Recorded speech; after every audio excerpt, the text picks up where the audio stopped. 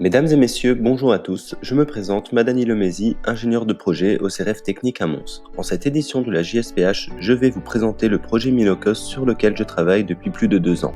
Il vise le développement d'une formulation de matrice de microbilles durable pour le secteur cosmétique. Le projet a vu le jour grâce à plusieurs partenaires comme la HELA, la région Wallonne, la DGO6 ou encore Cinera. Le projet a été mené selon 6 axes qui articuleront cette vidéo.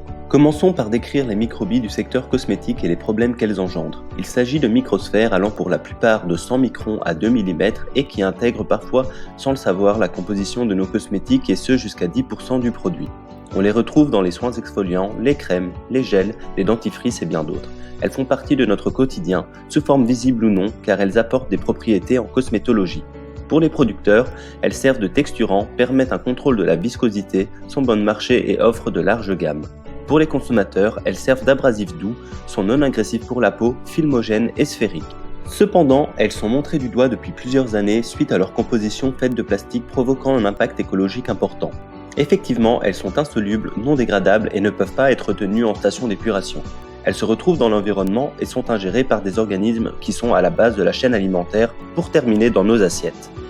De plus, leur surface est propice à l'absorption des polluants organismes persistants tels que les métaux lourds, ce qui engendre des problèmes de bioaccumulation, de biodiversité et stress des océans. Minocos s'inscrit dans une consommation plus écologique.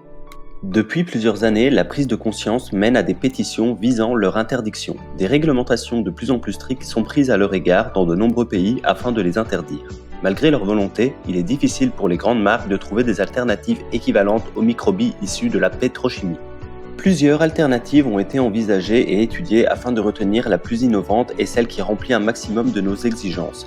Les algues ont été retenues pour de nombreux avantages qu'elles présentent. Parmi toutes les espèces d'algues, une étude approfondie a permis de déterminer l'espèce idéale. Le processus d'obtention des microbilles a été élaboré dans nos laboratoires et se scinde en 3 grandes étapes. Premièrement, la formulation spécifique est réalisée. Ensuite, une technique de microencapsulation par prilling et gélification ionotropique permet la formation des microbilles. Elles sont finalement récupérées et séchées à l'aide d'un lit fluidisé.